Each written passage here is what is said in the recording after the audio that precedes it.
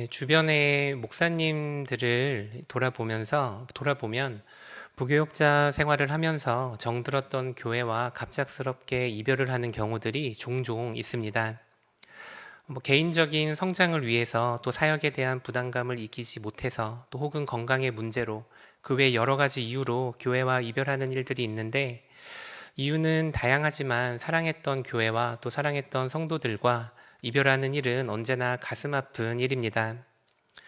우리가 세상에서 맺는 관계에서도 정이 드는데 한 교회로 부르심을 받아 한 성령 안에서 영적인 교제를 나누고 또 사랑했던 사람들과 이별하는 것이 어려운 것은 너무나 당연한 일입니다. 때로는 마치 영혼의 한 부분이 찢겨나가는 듯한 아픔을 받기도 합니다. 그래서 많은 교역자들이 이 사역지를 옮기고 나서도 첫사랑을 그리워하듯 예전 사역지를 생각하면서 추억을 곱씹고 또 함께 교제를 나누었던 성도들을 위해 기도를 하기도 합니다. 그런데 지나간 만남을 그리워하는 것은 사역자들 뿐만은 아닙니다. 우리 성도들도 마찬가지여서 새로운 만남이 빈자리를 채우고 또 새로운 기쁨이 생기지만 예전 교역자들과 나누었던 교제와 사랑을 또 우리가 기억하고 그리워합니다. 특별히 많은 시간을 같이 보내고 우리가 많은 사랑을 받았던 교역자라면 더욱 그렇습니다. 오늘 우리가 함께 살펴본 이 말씀도 빌립보의 성도들과 사도 바울도 이런 관계였습니다. 벌써 사도 바울이 빌립보 교회를 떠난 지 벌써 몇 년이 지났지만 빌립보 성도들은 여전히 사도 바울을 그리워했고 그의 섬김과 헌신을 기억하고 있었습니다. 이들은 여전히 서로를 사랑하는 마음으로 서로를 위해 기도하고 서로의 필요를 채워주고 있었습니다. 빌립보의 성도들은 바울을 위해 헌금을 모아 선교 자금을 보내주었고 또 바울은 빌립보의 성도들을 위해 기도하고 또 계속해서 권면의 메시지를 보내주었습니다. 그러다 빌립보의 성도들이 바울이 로마의 감옥에 감금되었다는 것을 알게 됩니다. 바울은 자신의 안위를 걱정하는 빌립보의 성도들을 위해서 그리고 빌립보 교회 내의 문제들과 여러 갈등들에 대해 권면하기 위해 이 빌립보서를 씁니다. 우리 함께 빌립보서 1장 12절 말씀을 함께 읽도록 하겠습니다. 형제들아, 내가 당한 일이 도리어 복음 전파의 진전이 된 줄을 너희가 알기를 원하노라. 빌립보의 성도들은 바울이 감옥에 갇혔다는 소식을 듣고 걱정했습니다. 그리고 사도 바울은 그런 빌립보의 성도들을 위로하기 원했습니다. 그래서 바울은 감옥에 자신이 갇힌 일이 오히려 복음 전파에 도움이 되었다는 소식을 전해줍니다. 바울이 감옥에 갇히고 나서 이 소문이 시위대의 안과 밖에도 퍼지게 됐다고 성경은 기록을 합니다. 물론 이 소식을 성도들도 듣게 되었고 성도들은 이 소식을 듣고 오히려 담대함을 얻어 더 열심히 복음을 전하기 시작했습니다. 이 시대에 이 본문에 나타나는 이 감옥은 우리가 생각하는 감옥의 모습과는 조금 다릅니다. 이 당시의 감옥이라는 것은 형벌의 의미보다는 판결을 받기 전까지 범죄자를 가둬두는 데 목적이 있었다고 합니다. 게다가 바울과 같은 로마인들에게는 더 그 법이 관대해서 가택연금을 하거나 또 때에 따라 외출을 하는 경우들도 있었다고 합니다. 바울도 이 시기에 가택연금을 당한 것으로 여겨집니다. 하지만 그럼에도 불구하고 바울의 감옥 생활이 쉽다는 의미는 결코 아닙니다. 옥에 갇힌 사람은 하고 싶은 일을 할 수 있는 자유를 빼앗겼고 또 이 판결을 받을 때까지 그 시간이 언제가 됐든지 몇 년이고 감옥을 떠날 수 없었습니다. 바울도 약 2년이라는 시간을 꼼짝없이 감금되어야만 했습니다. 게다가 바울은 사형을 선고받을 수 있는 가능성이 아주 높은 재판을 앞두고 있었습니다. 언제라도 죽을 수 있다는 그 두려움과 공포가 그를 둘러쌌을 것입니다. 하지만 바울은 이 옥에 갇히는 일이 큰일이 아니라는 듯이 별일이 아니라는 듯이 말을 합니다. 옥에 갇히는 일은 얼마든지 감당할 수 있는 것처럼 말을 합니다. 왜냐하면 이 사도 바울에게는 자신의 안위보다도 그리스도의 복음이 중요했기 때문입니다.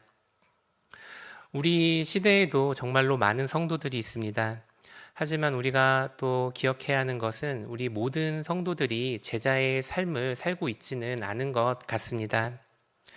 역사적으로도 셀 수 없이 많은 성도들이 있었지만 이 모든 이들이 믿음을 지키기 위해 목숨 걸고 싸우지는 않았습니다. 우리는 복음적으로도 신앙적으로도 너무나도 평화로운 시대를 살고 있습니다.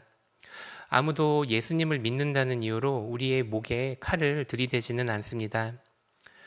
그런데 우리가 오늘 본문 말씀을 보면서 정말 두려워해야 하는 사실은 우리의 역사를 돌아보면 그런 위협의 시기가 언제나 존재했었다는 것입니다. 우리 가운데 만약에 우리가 살고 있는 이 시대에 위기가 찾아온다면 과연 우리 가운데 얼마나 많은 성도들이 자신의 안위보다 그리스도의 복음을 중요하게 생각할 수 있겠습니까? 불과 100년 전만 해도 이 땅에서 믿음을 지키기 위해 피를 흘리는 수많은 성도들이 있었다는 사실을 우리가 항상 기억해야 합니다. 그리고 그 많은 성도들 중에서 자신의 안위보다도 그리스도의 복음을 중요하게 여기고 자신의 생명보다도 그리스도의 복음을 중요하게 생각한 이는 더더욱 적습니다. 우리는 항상 우리 교단을 생각하면서 신사참배를 반대하느라 옥중에서 고통당하신 믿음의 선배들을 기억할 수 있어야 합니다. 그리고 그 믿음을 시험하는 그 위협의 시대가 우리에게 언제라도 찾아올 수 있다는 사실도 기억을 해야 합니다. 100년 전뿐만 아니라 500년 전에 종교개혁이 일어났을 때에도 수많은 순교자가 있었고 초대교회에도 수많은 순교자가 있었고 또 복음이 전해지는 곳마다 믿음을 지키기 위한 싸움과 피 흘림이 언제나 있었습니다. 많은 믿음의 성도들이 믿음을 지키기 위해 목숨을 버렸습니다.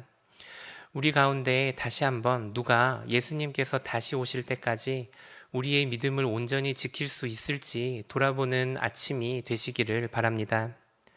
그리고 두렵고 떨리는 마음으로 우리의 도움 되시는 우리의 유일한 희망이 되시는 예수 그리스도를 붙잡는 우리 귀한 성도님들 되시기를 바랍니다.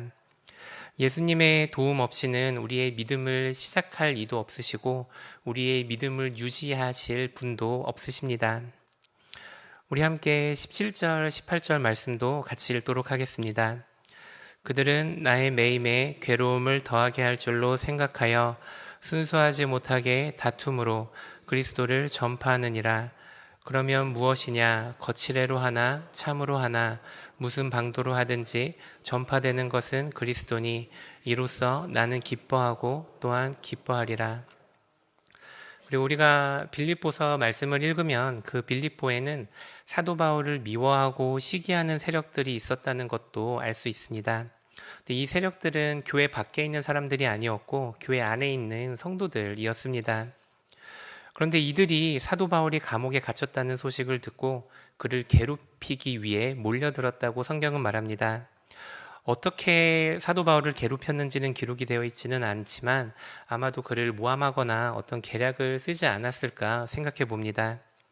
그런데 중요한 건 사도 바울은 이런 같은 교회에 있는 지체들의 시기와 질투에도 아랑곳하지 않았다는 사실입니다. 자신을 미워하는 사람들의 시기가 마치 익숙한 것처럼 그는 아무 일도 없었던 것처럼 그 일을 흘려보냅니다. 사도 바울은 자신을 미워하고 또 시기하는 사람들의 마음에도 크게 반응하지 않습니다.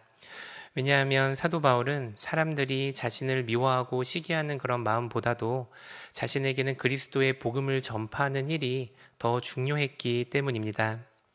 바울은 다른 이들의 시선보다도 그리고 자신의 감정보다도 그리스도의 복음을 중요하게 여기는 사람입니다.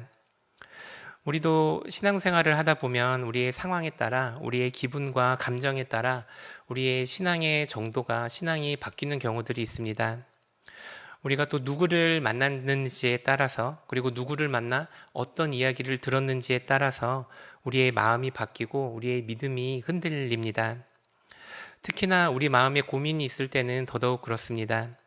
이 사람을 만나서 고민 상담을 하고 오면 마음이 이렇게 되고 또 저 사람을 만나서 고민 상담을 하면 또 마음이 다르게 변하게 됩니다. 그러나 아무리 지혜로운 사람일지라도 우리의 모든 마음을 알지 못하고 우리의 모든 감정과 상황을 이해하지 못한다는 것을 우리가 항상 기억해야 합니다. 결국에 우리의 마음과 생각을 결정하게 되는 주체는 바로 나 자신입니다. 그런데 우리의 마음이 얼마나 사람들의 이야기와 사람들의 시선 앞에서 쉽게 흔들리고 위축되는지 우리는 우리의 마음을 바람에 흔들리는 갈대로 비유합니다. 바람에 흔들리는 대로 움직이는 갈대처럼 주변에서 들리는 말 한마디에 흔들리고 주변에서 일어나는 일 하나하나에 흔들리는 게 바로 우리의 모습입니다. 하지만 사람들의 이야기와 우리의 환경에 흔들리지 않기를 바랍니다. 사람을 바라보지 마시고 오직 우리 안에 계시고 우리를 지지하고 계시고 우리를 붙들고 계시는 하나님만 의지하시기를 바랍니다. 환경을 바라보지 마시기 바랍니다. 아무것도 우리를 해할 수 있는 것은 없습니다. 하나님께서 우리를 도와주시고 우리의 마음을 굳게 하신다는 사실을 믿으시는 우리 귀한 성도님들 되시기를 바랍니다. 바람에 흔들리는 파도를 바라볼 때 베드로는 물 위를 더 이상 걸을 수 없었습니다. 파도를 다스리는 예수님을 바라볼 때에만 우리가 물 위를 걸어갈 수 있다라는 사실을 항상 기억하시기를 바랍니다. 우리 함께 20절 말씀을 읽도록 하겠습니다. 나의 간절한 기대와 소망을 따라 아무 일에든지 부끄러워하지 아니하고 지금도 전과 같이 온전히 담대하여 살든지 죽든지 내 몸에서 그리스도가 존귀하게 되게 하려 하나니. 오늘 본문 말씀에서 바울은 첫 번째로 그의 안위보다도 그리스도의 복음을 중요하게 생각했습니다. 그리고 두 번째로 바울은 사람들의 시선과 그의 감정보다도 그리스도의 복음을 소중하게 생각했습니다. 그리고 마지막으로 바울은 그의 생명보다도 그리스도를 소중하게 생각했습니다. 바울은 지금 로마에서 마지막 판결을 기다린 채로 감옥에 갇혀 있습니다. 그리고 그의 판결은 사형으로 이어질 가능성이 아주 높아 보입니다. 빌립보서 1장 전체를 읽어보면 죽음을 예비하고 있는 듯한 바울의 태도를 우리가 알 수 있습니다. 그런데 사도 바울은 판결이 어떻게 나오든 그의 삶의 목적은 그리스도를 존귀하게 하는 데 있다는 사실을 분명히 밝힙니다. 우리 함께 21절 말씀을 읽어보도록 하겠습니다. 이는 내게 사는 것이 그리스도니 죽는 것도 유익함이라. 신학자인 본 나드는 이 구절을 이렇게 번역합니다. 내 삶의 목적은 그리스도께 영광을 올려드리는 것입니다. 그렇기에 나의 죽음으로도 그리스도께 영광을 올려드릴 수 있다면 그것도 내게 유익합니다. 내가 로마 법정에 서서 사형 판결을 받는다 하더라도 내가 그리스도의 복음으로 인해 죽는다 하더라도 그것이 하나님께 영광을 올려드리는 일이라면 얼마든지 자신의 목숨을 내어줄 거라는 사도 바울의 고백입니다. 자신의 목숨보다도 그리스도의 복음을 귀하게 여기는 모습입니다. 우리가 흔히 이 시대에는 삶의 모범이 되는 롤 모델의 역할을 해주는 어른들이 없는 시대라고 말을 합니다. 우리 자녀들에게 물어봐도 자녀들이 닮고 싶은 사람들이 누구냐고 물으면 자극적인 컨텐츠를 만드는 유튜버나 영상 제작자인 경우들이 대부분입니다. 그런데 우리 말씀을 보면 우리 믿음의 롤 모델이 우리가 가야 할 길을 바르게 보여주는 인물이 분명하게 기록되어 있습니다. 바로 오늘 우리가 함께 살펴본 사도 바울입니다. 사도 바울은 자신의 안위보다도 그리스도의 복음을 소중하게 여겼고 자신의 감정과 다른 사람들의 시선보다도 그리스도의 복음을 소중하게 여겼습니다. 그리고 나아가서는 자신의 생명보다도 그리스도의 복음을 소중하게 여겼습니다.